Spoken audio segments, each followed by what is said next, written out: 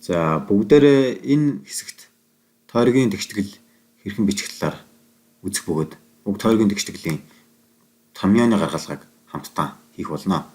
За үүний тулд бүгдээрээ текстийн зөвхт координат тавтахаа дээр дурын нэг тойрог байгуулъя. За уг тойрог дээрээс нэг дурын цэг аваад тэмдэглэжий. Багш нь уг цэгийг А цэг гэд тэмдэглэжсэн байна. За тэгвэл уг цэгээс x, y тэнгэлгүүд рүү перпендикулараар эхний ээлжинд проекцлъя.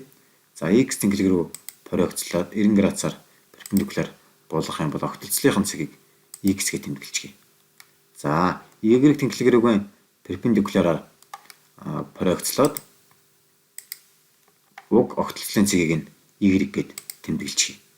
За энэ ч нэг зүйл харах юм бол OA гэдэг хэрчмийн маань урт юу юм бэ гэд үзэх юм бол тойргийн маань радиус болно.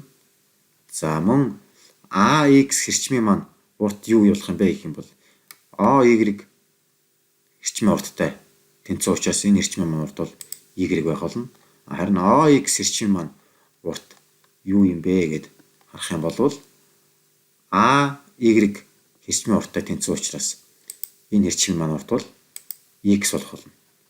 За энэ чигээс бидний хамгийн сайн мэдэх Pythagoras теорем маань гараад ирж байна. X квадрат дээр нэмэх нь Y квадрат бол радиусын квадраттай тэнцүү байх нэ гэдэг нь энэ чигээс харагдах уу?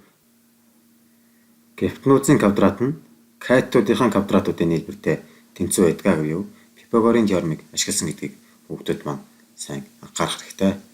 За ингээд дараагийн хэсэгт бүгдээрээ уг томьёог ашиглаад хамтран бодлого бодож асуудал шийдвэрлэх болно.